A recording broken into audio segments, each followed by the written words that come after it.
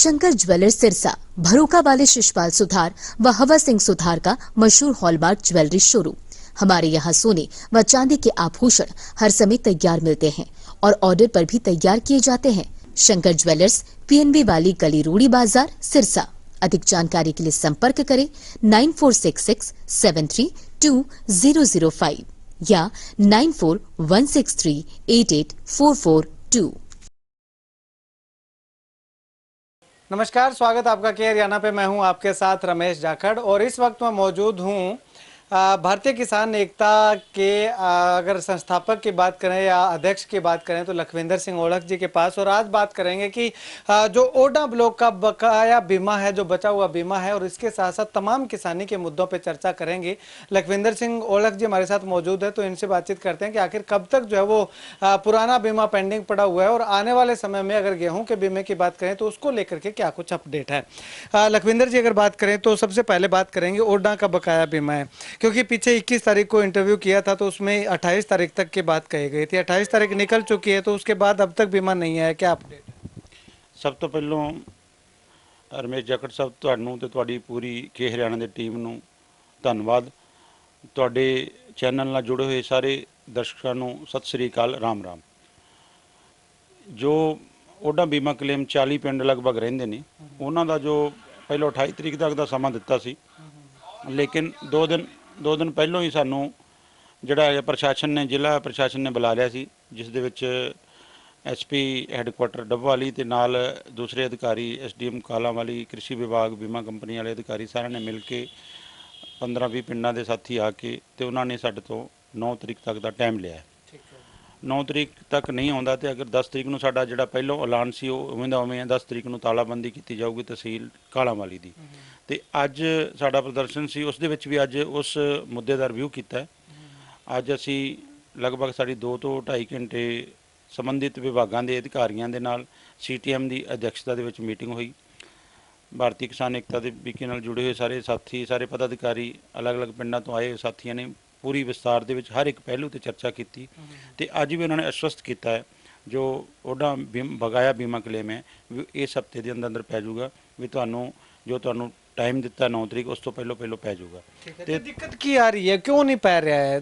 कोई ना कोई दिक्कत तो बताई होनी, दसी होनी, क्योंकि पूरे सरसे जिले का आ गया तो ओडा ब्लॉक में क्यों रखा गया? जो अज एग्रीकल्चर इंश्योरेंस कंपनी का अधिकारी आया सी, उसने दस्सिया भी ओडा ब्लॉक के विच ओडा पिंड नूं छड्ड के दूसरिਆਂ ਦੇ ਵਿੱਚ है जो ऑब्जेक्शन सी भी ओडा जिन्ने पिंड है ओडा प्रॉपर ਨੂੰ ਛੱਡ ਕੇ ਬਾਕੀ ਪਿੰਡਾਂ ऑब्जेक्शन सी भी ਉਹਨਾਂ ਦੀ जो क्रॉप कटिंग करते हो, क्रॉप कटिंग कईयां दी पूरी प्रोसैस नाल नहीं हुई सी। उन्होंने ये एक जो कारण दस्या, लेकिन ये कोई कारण नहीं है, लॉजिक नहीं है इस पिछे रोकना। जो क्योंकि जेकर आप क्रॉप कटिंग की गल करिए तो सारे पिंडां 'च यही ऑब्जेक्शन लग्या होया सी उन्हां दा कंपनी दा, ते फिर वो बाकी पिंडां दा आ गया तो फिर ओडां दा क्यों नहीं? बिल्कुल वही गल आपां जिवें पहिलों कीती सी, 272 पिंडां दे विच ऑब्जेक्शन लगा सी ते फिर ओडां दे 40 पिंड दा क्यों ऑब्जेक्शन रह गया, बाकी दे क्यों दूर हो गए? एक सोची समझी साजिश के तहत जोड़ा है वो सिस्टम किया गया तो उस नाल असी ये भी चर्चा चलाई सी भी जो इस सिस्टम दे विच जो दूसरे दे बीमा क्लेम आया है वो भी कई पिंडों के बहुत घट गया, जिवें 5000 के 54 जो 6000 10,000 तक भी घट आए है। तो कहते भी सारे को सारी लिस्ट आ जाती, उस तो बाद असी दस पावांगे क्योंकि सेंट्रल गौरमेंट तो पेमेंट पई है, वो जो सारी आ जाऊगी उस तो बाद जो बीमा क्लेम की जानकारी जी अगे दे पावांगे। एक इत्थे प्रधान जी एक समस्या होर भी है किसानों की, वो की है कि जिहड़े पोर्टल ते शो करी जांदा सी भी 30,000 रुपया उन्हां दा आना है क्लेम टोटल ओहदे हेक्टेयर वगैरह दस के, तो उस तो बाद किसी दे वो 30,000 की थां ते 5,000 कट के 25,000 आ गए, किसी दे 10,000 कट के आए, किसी दे 7,000 कट के आ गए, तो ये की रीजन है? वही मैं तुहाडे नाल गल कर रहा सी, जो टैबूलेशन बनी थी, जो चार्ट टैबूलेशन का बना के विभाग ने भेजा सी, उस दौरान वो बीमा पूरा नहीं आया, वो कट के आया। वो की उन्होंने किस मैथड नाल कट्टिया है, क्यों कट्टिया है, तो कोई रीजन की है, ये सारा कुछ जिन्ना चिर तक लिस्ट नहीं आती पूरी उस तो पहलों नहीं दस सके। अद भी अधिकारियों ने यह कहा भी साडे कोल स्टेटमेंट आ लेंदो किहड़े पिंड दा किन्ना पिया ते किन्ना कट्टिया ते उहदा की ऑब्जेक्शन लाया उन्होंने, क्यों कट्टिया और कट्टन दा जो क्राइटेरिया सी जां कट्टन दा जिहड़ा प्रोसैस मैथड सी वो किवें कट्टिया, वो सारा कुछ सानू लिस्ट आने तो बाद पता लगू। ठीक है, मतलब कि हाले तक लिस्ट आए नहीं इन्हां कोल? लिस्ट तो 2-3 दिन बाद आ जाती है, तो हाले तक क्यों नहीं आई इन्हां कोल? लिस्ट जो पहलों स्टेट तो पैंदा सी दूसरे दिन आ जाती सी, लेकिन हुण ये सेंटर थ्रू पिया ते अजे तक वो लिस्ट जिहड़ी तां नहीं आ पाई। ਤੇ ਉਹ ਲਿਸਟ ਆਉਂਦਾ ਸਾਰੀ ਇਹ ਦੱਸ ਦੇਣਗੇ। ਬਾਕੀ ਆਪਾਂ ਨੂੰ ਪਤਾ ਹੀ ਹੈ ਵੀ ਸਰਕਾਰ ਦੀ ਕਹਿਣੀ ਤੇ ਕਥਨੀ 'ਚ ਬਹੁਤ ਫਰਕ ਹੈ, ਤੇ ਇਸ ਕਰਕੇ ਉਹ ਜਾਣਬੁੱਝ ਕੇ ਉਹਨਾਂ ਨੇ ਕਿਸਾਨਾਂ ਦਾ ਜਿਹੜਾ ਬੀਮਾ ਕਲੇਮ ਰੋਕਿਆ। ਉਹੀ ਵਜ੍ਹਾ ਹੈ ਵੀ ਓਡਾ ਬਲੋਕ ਦਾ ਰੋਕ ਕੇ ਵੀ ਇਹ ਜਿਹੜੇ ਕਿਸਾਨ ਹੈ ਓਡਾ ਬਲੋਕ 'ਚ ਉਲਝ ਜਾਣਗੇ, ਤੇ ਜਿਹੜਾ ਅਸੀਂ ਉਹਨਾਂ ਦੀ ਕਟਿੰਗ ਕੀਤੀ ਕਟੌਤੀ ਕੀਤੀ ਉਹ ਭੁੱਲ ਜਾਣਗੇ। ਲੇਕਿਨ ਕਿਸਾਨ ਦੀ ਜਿਹੜੇ ਹੈਗਾ ਬੀਮਾ ਕਲੇਮ ਦਾ ਹੱਕ ਹੈ, ਉਹਨੇ ਪ੍ਰੀਮੀਅਮ ਭਰਿਆ ਸੀ, ਕੋਈ ਭੀਖ ਨਹੀਂ ਮੰਗ ਰਿਹਾ, ਤੇ ਉਸ ਦੀ ਲੜਾਈ ਵੀ ਲੜਾਂਗੇ। ਠੀਕ ਹੈ। ਹੁਣ ਜੇਕਰ ਆਪਾਂ ਗੱਲ ਕਰੀਏ ਤੇ ਇਹ ਤਾਂ ਨਰਮਾ ਦਾ ਬੀਮਾ ਜਿਹੜਾ ਹੈ ਉਹ ਆਇਆ ਹੈ, ਲੇਕਿਨ ਜਿਹੜੀ ਪਿਛਲੇ ਸਾਲ ਕਣਕ ਦੀ ਫਸਲ ਵੀ ਖਰਾਬ ਹੋਈ ਸੀ, ਕਿਉਂਕਿ ਉਹ ਵੀ ਸਤੰਬਰ ਅਕਤੂਬਰ ਦੇ ਮਹੀਨੇ 'ਚ ਆਂਦਾ ਹੁੰਦਾ ਬੀਮਾ ਕਲੇਮ। ਪਿਛਲੀ ਵਾਰ ਵੀ ਆਇਆ ਸੀ, ਸ਼ਾਇਦ 27-28 ਸਤੰਬਰ ਦੇ ਲਗਭਗ ਆਉਣਾ ਸ਼ੁਰੂ ਹੋ ਗਿਆ ਸੀ, ਤੇ ਇਹ ਵੀ ਸਤੰਬਰ ਨਿਕਲ ਚੁੱਕਿਆ ਹੈ। ਤੇ ਇਹਦੇ ਬਾਰੇ ਵੀ ਕੋਈ ਗੱਲਬਾਤ ਹੋਈ ਵੀ ਕਣਕ ਦਾ ਬੀਮਾ ਜਿਹੜਾ ਹੈ ਉਹ? ਹਾਂ ਜਾਖੜ ਸਾਹਿਬ, ਅੱਜ ਖੁੱਲ੍ਹ ਕੇ ਚਰਚਾ ਹੋਈ ਇਸ ਵਿਸ਼ੇ ਤੇ। ਜੋ ਓਲਾਵ੍ਰਿਸ਼ਟੀ ਦੇ ਨਾਲ ਸਾਡੀ ਫਸਲ ਖਰਾਬ ਹੋਈ ਸੀ ਰਵੀ 2022-23 ਦੀ, ਕਣਕ, ਸਰੋਂ ਤੇ ਜੌਂ ਵਗੈਰਾ ਦੀ ਸਬਜ਼ੀਆਂ, ਬਹੁਤ ਨੁਕਸਾਨ ਹੋਇਆ, ਕਈਆਂ ਦੇ ਬਾਗਬਾਨੀ ਖਰਾਬ ਹੋਈ ਸੀ। ਉਹਨਾਂ ਦਾ ਜਿਹੜਾ ਬੀਮਾ ਕਲੇਮ ਹੈ ਉਹ ਪਹਿਲੋਂ ਖਰੀਫ ਦਾ ਓਡਾ ਪਿੰਡ, ਖਰੀਫ 2022 ਦਾ ਓਡਾਂ ਦੇ ਜਿਹੜੇ ਰਹਿੰਦੇ ਪਿੰਡ ਨੇ ਓਡਾਂ ਬਲਾਕ ਦਾ ਪਊਗਾ। ਉਸ ਤੋਂ ਬਾਅਦ ਲੋਕਲਾਈਜ਼ ਜਿਹੜਾ ਹੈਗਾ 2023 ਦਾ ਰਵੀ ਦਾ ਉਹ ਪਊਗਾ। ਲੋਕਲਾਈਜ਼ ਦਾ ਮਤਲਬ ਜਿਨ੍ਹਾਂ ਕਿਸਾਨਾਂ ਨੇ ਆਪਣੇ ਫਾਰਮ ਭਰ ਕੇ ਦਿੱਤੇ, ਆਪਣੇ ਬੀਮੇ ਜੋ ਨੁਕਸਾਨ ਦੇ ਜਿਹੜਾ ਇੰਟੀਮੇਸ਼ਨ ਫਾਰਮ ਦਿੱਤੇ ਆ, ਉਹਨਾਂ ਦਾ ਪਹਿਲੋਂ ਪਊਗਾ। ਫਿਰ ਉਸ ਤੋਂ ਬਾਅਦ ਜਿਹੜਾ ਕ੍ਰੌਪ ਕਟਿੰਗ ਦੇ ਆਧਾਰ ਤੇ ਪੈਣਾ ਉਹ ਪਊਗਾ। ਇਸ ਸਭ ਤੋਂ ਪਹਿਲਾਂ ਓਡਾ ਬੀਮਾ ਕਲੇਮ, ਓਡਾਂ ਤੋਂ ਬਾਅਦ 10-15 ਦਿਨਾਂ ਬਾਅਦ ਜੋ ਰਵੀ 2023 ਦਾ ਓਲਾਵ੍ਰਿਸ਼ਟੀ ਵਾਲਾ ਉਹ ਵੀ ਉਹ ਪਊਗਾ, ਜਿਹਨਾਂ ਨੇ ਦਰਜ ਕਰਾਇਆ, ਫਾਰਮ ਕੀਤਾ ਸੀ, ਦਰਜ ਫਾਰਮ ਕੀਤਾ ਸੀ। ਠੀਕ ਹੈ। ਉਸ ਤੋਂ ਬਾਅਦ ਜਿਨ੍ਹਾਂ ਦਾ ਕ੍ਰੌਪ ਕਟਿੰਗ ਦੇ ਆਧਾਰ ਤੇ ਪੈਣਾ ਉਹ 15 ਦਿਨ ਹੋਰ, ਮਤਲਬ ਇਸ ਮਹੀਨੇ ਦਾ ਪ੍ਰੋਸੈਸ ਜਿਹੜਾ ਅੱਜ ਉਹ ਦੱਸਦੇ ਉਸ ਹਿਸਾਬ ਨਾਲ ਲੱਗ ਰਿਹਾ। ਸਤੰਬਰ ਮਹੀਨੇ ਦੇ ਵਿੱਚ ਦੋਨੇ ਬੀਮਾ ਕਲੇਮ ਆ ਜਾਣਗੇ। ਅਕਤੂਬਰ ਮਹੀਨੇ 'ਚ ਅਕਤੂਬਰ ਮਹੀਨੇ ਦੇ ਵਿੱਚ ਉਮੀਦ ਹੈ ਵੀ ਤਿੰਨੋਂ ਬੀਮਾ ਕਲੇਮ, ਇੱਕ ਤੇ ਓਡਾਂ ਦੇ 40 ਪਿੰਡਾਂ ਦਾ ਔਰ ਰਵੀ 2023 ਦਾ ਓਲਾਵ੍ਰਿਸ਼ਟੀ ਵਾਲਾ, ਉਹ ਤਿੰਨੋਂ ਆ ਜਾਣਗੇ। ਠੀਕ ਹੈ। ਤੇ ਹੁਣ ਪ੍ਰਧਾਨ ਜੀ ਇੱਕ ਗੱਲ ਹੋਰ ਹੈ, ਜੇਕਰ ਤੁਹਾਡੀ ਅੱਗੇ ਗੱਲ ਹੋਈ ਜਾਂ ਸ਼ਾਇਦ ਤੁਸੀਂ ਇਹ ਮਾਮਲਾ ਉਠਾਇਆ ਵੀ ਹੋਣਾ ਉੱਤੇ, ਕਿਉਂਕਿ ਡਿਸਟ੍ਰਿਕਟ ਐਡਮਿਨਿਸਟ੍ਰੇਸ਼ਨ ਨਾਲ ਤੁਹਾਡੀ ਗੱਲਬਾਤ ਹੋਈ ਹੈ, ਉਹ ਕਹਿੰਦੇ ਵੀ ਹੁਣ ਜਿਹੜਾ ਨਰਮਾ ਦੀ ਜਿਨ੍ਹਾਂ ਦੀ ਫਸਲ ਖਰਾਬ ਹੋਈ ਹੈ ਉਹ ਛੇਤੀਪੂਰਤੀ ਪੋਰਟਲ ਤੇ ਖਰਾਬਾ ਦਰਜ ਕਰਾਓ, ਪਰ ਜਿਨ੍ਹਾਂ ਕਿਸਾਨਾਂ ਨੇ ਉਹ ਜਿਹੜੀ ਮੇਰੀ ਫਸਲ ਮੇਰਾ ਬਿਊਰਾ ਨਹੀਂ ਕਰਵਾ ਰੱਖਿਆ ਉਹਨਾਂ ਦਾ ਤਾਂ ਖਰਾਬਾ ਦਰਜ ਹੋ ਹੀ ਨਹੀਂ ਆਂਦਾ। ਤੇ ਇਹਦੇ ਬਾਰੇ ਕੋਈ ਗੱਲਬਾਤ ਹੋਈ ਵੀ ਉਹ ਪੋਰਟਲ ਦੁਬਾਰਾ ਖੁਲਵਾਉਣ ਦੀ ਕੋਈ ਕੋਸ਼ਿਸ਼?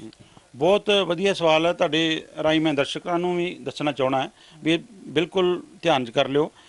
ਜੋ ਮੇਰੀ ਫਸਲ ਮੇਰਾ ਬਿਊਰਾ ਪੋਰਟਲ ਖੋਲ੍ਹਿਆ ਗਿਆ ਸੀ 28, 29 ਤੇ 30 ਸਤੰਬਰ ਨੂੰ, ਤਿੰਨੋਂ ਦਿਨ ਹੀ ਕੋਈ ਤਕਨੀਕੀ ਖਰਾਬੀ ਕਰਕੇ ਕੋਈ ਵੀ ਕਿਸਾਨ ਉਸ 'ਚ ਆਪਣੀ ਫਸਲ ਦਾ ਰਜਿਸਟ੍ਰੇਸ਼ਨ ਨਹੀਂ ਕਰਵਾ ਪਾਇਆ। ਤੇ ਅੱਜ ਅਸੀਂ ਉਹੀ ਗੱਲ ਰੱਖੀ ਸੀ ਵੀ ਉਹ ਕਹਿੰਦੇ ਵੀ ਅਸੀਂ ਲੈਟਰ ਲਿਖ ਰਹੇ ਹਾਂ, ਦੁਬਾਰਾ ਖੁੱਲੂਗਾ, ਕਿਉਂਕਿ 60% ਤੋਂ 61% ਦੇ ਕਰੀਬ ਸਰਸਾ ਦੇ ਕਿਸਾਨਾਂ ਨੇ ਮੇਰੀ ਫਸਲ ਮੇਰਾ ਬਿਊਰਾ ਤੇ ਆਪਣੀ ਫਸਲ ਦਾ ਪੰਜੀਕਰਨ ਦਰਜ ਕਰਾਇਆ ਹੋਇਆ ਹੈ। ਔਰ ਕੋਈ ਵੀ ਅਗਰ ਛੱਤੀਪੁਰਤੀ ਪੋਰਟਲ ਤੇ ਜਾਂ ਕੋਈ ਅਨੁਦਾਨ ਲੈਣਾ ਜਾਂ ਜਿਹੜੀ ਆ ਹੈਪੀ ਸੁਪਰ ਸੀਡਰ ਨਾਲ ਕਣਕ ਦੀ ਬਿਜਾਈ ਕਰਨੀ 1000 ਰੁਪਏ ਕਿੱਲਾ ਮਿਲਣਾ, ਉਸ ਤੋਂ ਇਲਾਵਾ ਪਹਿਲੋਂ DSR ਦਾ ਮਿਲਣਾ, ਜਿਹੜੇ ਕਿਸਾਨ ਦਾ ਇਸ ਤੇ ਦਰਜ ਹੈ ਮੇਰੀ ਫਸਲ ਮੇਰਾ ਬਿਊਰਾ ਤੇ ਫਸਲ ਦਰਜ ਹੈ, ਉਸ ਤੋਂ ਬਿਨਾਂ ਨੂੰ ਨਹੀਂ ਮਿਲਣਾ। ਇੱਕ ਮੇਰੀ ਫਸਲ ਮੇਰਾ ਬਿਊਰਾ ਬਹੁਤ ਜ਼ਿਆਦਾ ਜ਼ਰੂਰੀ ਹੋ ਗਿਆ ਕਿਸਾਨ। ਬਿਲਕੁਲ ਇੱਕ ਜਿਹੜਾ ਕਾਲਾ ਕਾਨੂੰਨ ਸਾਡੇ ਤੇ ਥੋਪਿਆ ਗਿਆ ਹੈ, ਜਿਹੜਾ ਪੋਰਟਲ ਦਾ ਖੇਡ ਸਾਨੂੰ ਥੋਪਤਾ ਸਾਡੇ ਉੱਪਰ, ਇਹ ਹਰਿਆਣਾ ਸਰਕਾਰ ਨੇ ਥੋਪਿਆ, ਪੰਜਾਬ 'ਚ ਹੈ ਨਹੀਂ, ਹੋਰ ਕਿਤੇ ਰਾਜਸਥਾਨ ਕਈ ਸਟੇਟਾਂ 'ਚ ਹੈ ਨਹੀਂ। ਤੇ ਇਸ ਦੇ ਇੱਕ ਬੰਨ੍ਹ ਕੇ ਰੱਖਤਾ ਕਿਸਾਨ ਨੂੰ ਵੀ ਉਹਦੇ ਇੱਕ ਜਿਹੜਾ ਘਰ ਦਾ ਮੈਂਬਰ ਆ ਉਹ ਪੋਰਟਲ ਤੇ ਹੀ ਰਵੇ, ਉਹ ਬਾਹਰ ਨਾ ਨਿਕਲੇ। ਇੱਕ ਜਖੜ ਸਾਹਿਬ ਇਸ ਵਿੱਚ ਹੋਰ ਚੀਜ਼ ਹੈ, ਅੱਜ ਇੱਕ ਬਹੁਤ ਵੱਡਾ ਇਸ਼ੂ ਅਸੀਂ ਰੇਜ਼ ਕੀਤਾ ਹੈ ਜ਼ਿਲ੍ਹਾ ਪ੍ਰਸ਼ਾਸਨ ਨੂੰ ਵੀ, ਚੰਡੀਗੜ੍ਹ ਦੇ ਅਧਿਕਾਰੀ ਵੀ ਸੀ ਉਹਦੇ 'ਚ, ਵੀ ਜਿਹੜਾ ਮੇਰੀ ਫਸਲ ਮੇਰਾ ਬਿਊਰਾ ਪੋਰਟਲ ਹੈ, ਮੰਨ ਲਓ ਜ਼ਮੀਨ ਤੁਹਾਡੀ ਹੈ, ਤੁਸੀਂ ਵਾਹੁੰਦੇ ਹੋ ਤੇ ਮੈਂ ਵੀ ਕਰਾ ਸਕਦਾ ਉਹਦਾ ਰਜਿਸਟ੍ਰੇਸ਼ਨ, ਕੋਈ ਵੀ 3rd-person ਵੀ ਕਰਾ ਸਕਦਾ ਹੈ, ਉਹ 'ਚ ਕੋਈ OTP ਨਹੀਂ ਹੁੰਦਾ, ਕੁਛ ਨਹੀਂ ਹੁੰਦਾ। ਇਹ ਬਹੁਤ ਸਾਰੇ ਜਿਹੜੇ ਇਸ਼ੂ ਸਾਡੇ ਸਾਹਮਣੇ ਆਏ, ਕਈ ਜਗ੍ਹਾ ਜਿਹੜੀ ਥਾਣੇ ਤੱਕ ਵੀ ਕੇਸ ਪਹੁੰਚੇ, ਤੇ ਉਸ ਦੇ ਵਿੱਚ ਕੋਈ ਐਵੇਂ ਦਾ ਜ਼ਰੂਰ ਪ੍ਰਾਵਧਾਨ ਹੋਣਾ ਚਾਹੀਦਾ ਵੀ ਉਸ ਦੇ ਮੋਬਾਈਲ ਤੇ OTP ਆਵੇ, ਜਿਹਦੀ ਜਿਹੜੇ ਮੋਬਾਈਲ ਨਾਲ ਆਧਾਰਿਤ ਹੈ ਵੀ ਕੋਈ ਤੁਹਾਡੀ ਫਸਲ ਦਾ ਜਿਹੜਾ ਬਿਊਰਾ ਮੈਂ ਨਾ ਕਰਾ ਸਕਾਂ, ਮੇਰੀ ਫਸਲ ਦਾ ਤੁਸੀਂ ਨਾ ਕਰਾ ਸਕੋ, ਨਹੀਂ ਤੇ ਇਹ ਬਹੁਤ ਵੱਡੇ ਇਸ਼ੂ ਜਿਹੜੇ ਸਾਰੇ ਪਿੰਡਾਂ ਸ਼ੁਰੂ ਹੋ ਗਏ ਆ ਤੇ ਬਹੁਤ ਵੱਡੀ ਦਿੱਕਤ ਆਉਣ ਵਾਲੀ ਹੈ। ਠੀਕ ਹੈ। ਹੁਣ ਪ੍ਰਧਾਨ ਜੀ ਜੇਕਰ ਆਪਾਂ ਗੱਲ ਕਰੀਏ ਤੇ 2020 ਦਾ ਮੁਆਵਜ਼ਾ ਵੀ ਹਲੇ ਤੱਕ ਪੈਂਡਿੰਗ ਰਹਿੰਦਾ ਹੈ, 2022 ਦਾ ਤਾਂ ਚਲੋ ਸਰਕਾਰ ਨੇ ਹਲੇ ਤੱਕ ਅਨਾਉਂਸ ਹੀ ਨਹੀਂ ਕੀਤਾ, ਉਹ ਅੱਗੇ ਦੀ ਗੱਲ ਹੈ, ਉਹਦੇ ਬਾਰੇ ਤਾਂ ਲੜਾਈ ਲੜੀਏ ਕਿ, ਲੇਕਿਨ ਜਿਹੜੀ 2020 ਦਾ ਅਨਾਉਂਸ ਕੀਤਾ ਹੋਇਆ ਹੈ ਉਹ ਪੈਸਾ ਆ ਵੀ ਗਿਆ ਸੀ ਤੇ ਉਸ ਤੋਂ ਬਾਅਦ ਫਿਰ ਵਾਪਿਸ ਹੋ ਗਿਆ ਸੀ, ਉਹਦੇ ਬਾਰੇ ਕੀ ਕੋਈ ਚਰਚਾ ਹੋਈ? ਕਿਉਂਕਿ DC ਨਾਲ ਵੀ ਤਾਂ ਇਹਦਾ ਬਣਦਾ ਹੈ।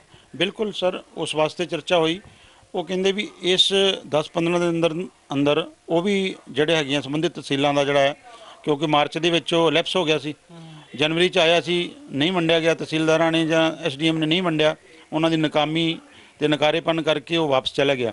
ਹੁਣ ਉਹ ਦੁਬਾਰਾ ਪੈਸਾ ਰਿਲੀਜ਼ ਹੋਊਗਾ, ਉਹ ਪੈਸਾ ਹਰ ਇੱਕ ਕਿਸਾਨ ਦੇ ਖਾਤੇ 'ਚ ਜਾਊਗਾ। ਉਹ ਪੈਸਾ ਦੀ ਕੋਈ ਦਿੱਕਤ ਨਹੀਂ ਹੈ। ਉਹ ਪੈਸਾ ਜਿਹੜਾ ਹੈ ਉਹ ਹੈ ਮਤਲਬ ਉਹ ਬਜਟ ਜਿਹੜਾ ਹੁੰਦਾ ਉਹ ਬਜਟ ਇੱਕ ਵਾਰੀ ਉਹ ਵਿਡਰੋ ਕਰ ਲੈਂਦੇ, ਫਿਰ ਦੁਬਾਰਾ ਨਵਾਂ ਬਜਟ ਆਉਂਦਾ ਹੈ।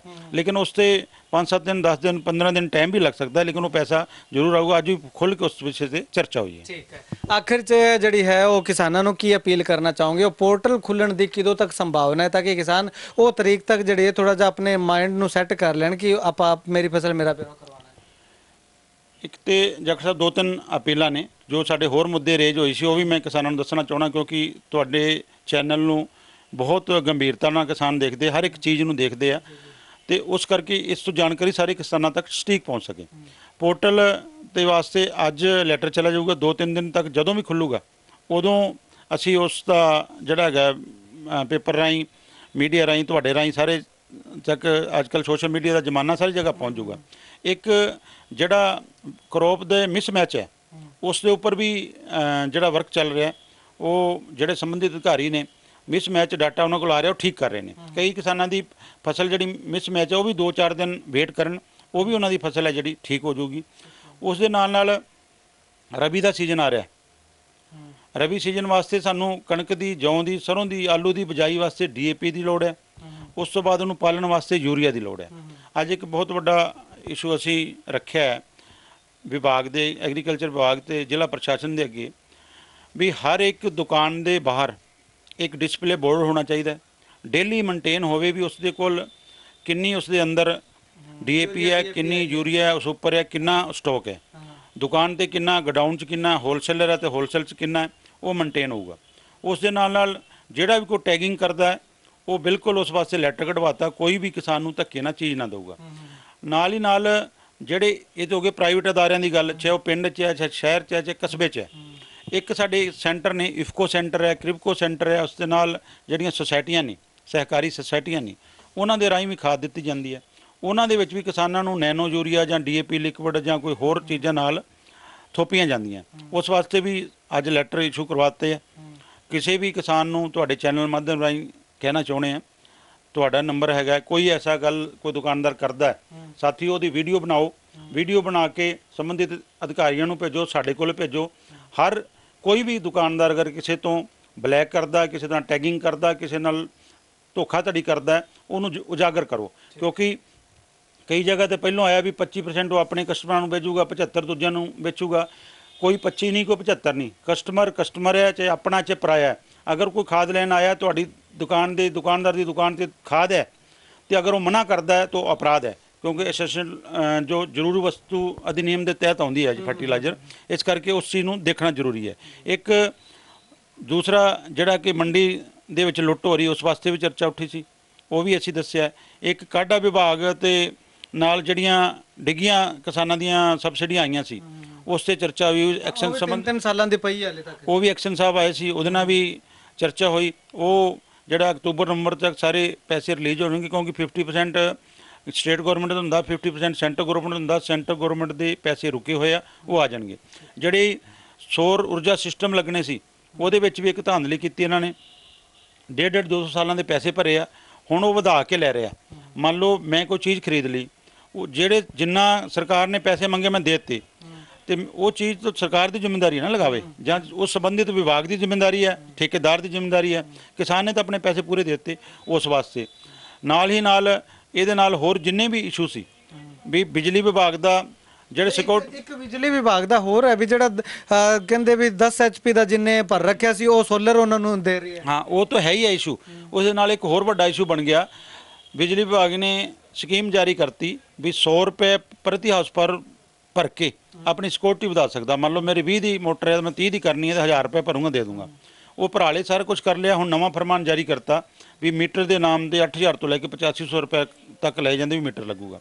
ਜਦੋਂ ਇਹ ਸਕੀਮ ਲਾਂਚ ਕਰਦੇ ਆ, ਜਦੋਂ ਸਕੀਮ ਕਹਿੰਦੇ ਆ, ਉਦੋਂ ਕੁਝ ਹੋਰ ਹੁੰਦੇ ਆ, ਜਦੋਂ ਹੋ ਜਾਂਦੀ ਹੈ ਉਦੋਂ ਕੁਝ ਹੋਰ ਹੁੰਦੇ ਆ। ਉਹ ਵੀ ਕਿਸਾਨਾਂ ਦੀ ਲੁੱਟ ਹੋ ਰਹੀ ਹੈ। ਉਸ ਵਾਸਤੇ ਵੀ ਅੱਜ ਮਤਲਬ ਇੱਕ ਪੁਆਇੰਟ ਤੇ ਖੁੱਲੀ ਚਰਚਾ ਹੋਈ। ਔਰ ਸਭ ਤੋਂ ਵੱਡਾ ਜਖੜ ਸਾਹਿਬ ਕੀ ਇਸ਼ੂ ਇਹ ਆ ਰਿਹਾ, 2022 ਦੇ ਵਿੱਚ ਸੁਲਤਾਨਪੁਰੀਆ ਸਹਿਤ 3-4 ਪਿੰਡਾਂ ਦੇ O2 ਸੈਂਟਰਲ ਬੈਂਕ ਦੇ ਵਿੱਚੋਂ 1000 ਤੋਂ ਉੱਪਰ ਕਿਸਾਨਾਂ ਦੇ ਜਿਹੜਾ ਬੀਮਾ ਪ੍ਰੀਮੀਅਮ ਹੈ ਉਹ ਵਾਪਸ ਆ ਗਿਆ। 31 ਜੁਲਾਈ ਨੂੰ ਭਰਿਆ ਗਿਆ ਸੀ, ਫਰਵਰੀ ਦੇ ਵਿੱਚ ਆ ਗਿਆ। 7 ਮਹੀਨੇ ਆਪਣੇ ਕੋਲ ਪੈਸੇ ਰੱਖ ਕੇ ਵਾਪਸ ਕਰਤੇ।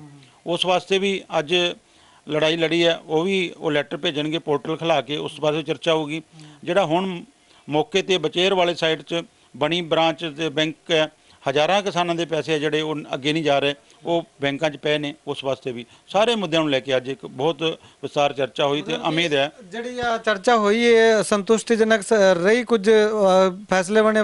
ਹਾਂ ਬਿਲਕੁਲ, ਜਿਹੜੀ ਵੀ ਚੀਜ਼ ਅਸੀਂ ਰੇਜ਼ ਕੀਤੀ, ਜਿਹੜਾ ਇਸ਼ੂ ਕਿਸਾਨ ਦਾ ਲੈ ਕੇ ਗਏ ਸੀ, ਉਹ ਤੇ ਖੁੱਲ੍ਹ ਕੇ ਚਰਚਾ ਹੋਈ ਹੈ। ਤਾਂ ਉਮੀਦ ਹੈ ਵੀ ਜ਼ਿਆਦਾਤਰ ਸਮੱਸਿਆਵਾਂ ਜਿਹੜੀਆਂ ਸਾਡੀਆਂ ਉਹਨਾਂ ਦਾ ਹੱਲ ਨਿਕਲੂਗਾ, क्योंकि संबंधित अधिकारियों ਨੂੰ ਅੱਗੇ ਉਹਨਾਂ ਨੇ ਲਿਖ ਕੇ ਸਾਰਾ ਅੱਗੇ ਭੇਜ ਦਿੱਤਾ है। ठीक, शुक्रिया बातचीत के लिए। लखविंदर सिंह ओलख जी हमारे साथ मौजूद थे और इनसे जो है वो तमाम किसानों के मुद्दों पे जो है वो डिस्कस हुई और आज अधिकारियों के साथ बैठक भी हुई थी। और ऐसे में बैठक से पहले भारतीय किसान एकता के बैनर तले जो है वो प्रदर्शन भी किया गया था। काफ़ी अच्छा प्रदर्शन जो है वो तमाम किसान इकट्ठा होकर के, तस्वीरें मैं आपको साथ के साथ लगातार जो है वो दिखा रहा हूँ, वो देखिएगा कि लगातार प्रदर्शन करते हुए अधिकारियों के पास गए, उपायुक्त महोदय के पास गए और वहाँ पर जाकर के तमाम मुद्दों पर जो है वो डिस्कस की गई और तमाम अधिकारी जो है वो उस मीटिंग के अंदर मौजूद थे।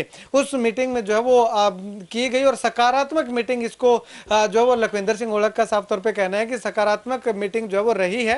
खैर आने वाले समय में कितनी सकारात्मक रही है या नकारात्मक रही है वो आने वाला वक्त बताएगा। लेकिन फिलहाल अगर बात करें तो बीमा क्लेम की अगर बात करें तो अक्टूबर महीने के अंदर अंदर जो बकाया बीमा है 2000 खरीफ 2022 का, वो भी मिलने की पूरी उम्मीद है। ओडा ब्लॉक का बीमा खास करके मिलने की उम्मीद है और 2023 का जो रबी का बीमा है वो भी अक्टूबर महीने के अंदर मिलने की पूरी उम्मीद है। और ऐसे में आपसे एक अनुरोध करूंगा कि जो भी आप फसल की बिजाई करते हैं उसका समय पे मेरी फसल मेरा ब्यौरा पोर्टल पे जो है वो आप अपना जो है वो जरूर दर्ज करवा दें, क्योंकि इसके बिना आने वाले समय में आपको ना तो कोई सब्सिडी मिलने वाली है, ना किसी और तरह की सहायता जो है वो मिलने वाली है। हो सकता है आने वाले समय में आपको जो है वो मुआवजा जो सरकार दे रही है उसके लिए भी मेरी फसल मेरा ब्यौरा जो है वो मांग ले, और इस बार भी मांग रखा है। जो मेरी फसल मेरा ब्यौरा जिसने करवा रखा है उसका ही ये जो खराबा अब नरमा का हो रहा है उसका दर्ज किया जा रहा है, जिसका नहीं हुआ उसका दर्ज नहीं किया जा रहा है। तो ऐसे में वो भी अब पोर्टल जो है वो 1-2 दिन में खुलने वाला है। जैसे ही खुलेगा तो के हरियाणा की वीडियो के माध्यम से हम आपको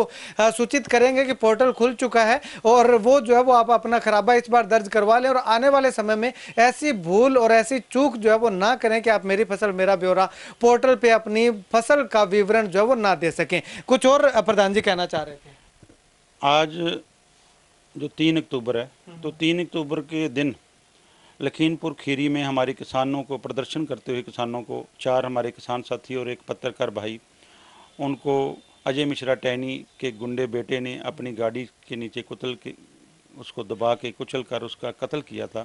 आज उनका शहीदी दिवस था। आज सबसे पहले हमने स्टेडियम में उनको श्रद्धा सुमन अर्पित किए और एक हमारे जिसकी हम रोज़ाना बात करते हैं MSP पर गारंटी कानून की, स्वामीनाथन आयोग की रिपोर्ट की, डॉक्टर स्वामीनाथन जी का भी देहांत हो गया था। वो हमारे किसानों की एक बहुत बड़ी आवाज़ उठाने वाले ताकत थे। 28 सितंबर को वो हमारे बीच में नहीं रहे। उनको भी श्रद्धा के फूल अर्पित करके जो हमारे किसानों ने मौन रखकर श्रद्धांजलि दी, उसके बाद हमारी सभा चालू हुई। आज सभी उन किसान योद्धाओं का जिन्होंने अपनी प्राण की आहुति देकर वो तीनों काले कानून वापस करवाए थे, और हमारे पत्रकार साथी जो एक कवरेज करते हुए वो शहीद हुआ था, और उससे भी ज़्यादा उस पत्रकार के परिवार का, जिसको सरकार ने बहुत कहा भी आप किसानों के खिलाफ हो जाइए, हम आपको मुआवजा देंगे, लेकिन उस पत्रकार के परिवार ने किसानों के साथ रहकर, किसानों की आवाज़ बनकर उसके साथ रहे। उन्होंने सरकार का साथ नहीं दिया, उन्होंने जो सच्चाई थी उस सच्चाई को पेश किया। आज वो भी दिन था, तो आज किसानों ने उस सभी शहीद किसानों को याद किया। ठीक है, शुक्रिया बातचीत के लिए। तो यहाँ पे उन तमाम दिवंगत आत्माओं की शांति की प्रार्थना के हरियाणा की टीम भी जो है वो करती है भगवान से और उनको श्रद्धा सुमन अर्पित करती है। तो ऐसे में आप इस वीडियो को लेकर के क्या कुछ कहना चाहेंगे और तमाम मुद्दों पे जो डिस्कस हुई उन मुद्दों को लेकर के क्या कुछ कहना चाहेंगे, कमेंट सेक्शन में कमेंट करके जरूर बताइएगा। और इस वीडियो को जितना ज्यादा हो सकता है शेयर कीजिएगा, ताकि तमाम किसानों तक ये जानकारी पहुंचे कि मेरी फसल मेरा ब्यौरा पोर्टल और खुलने वाला है और उसकी जानकारी भी आपको दे दी जाएगी। और ओडा ब्लॉक का बीमा और इसके साथ साथ रबी 2023 का बीमा क्लेम भी जो है वो जल्द आपके अकाउंट के अंदर आने वाला है।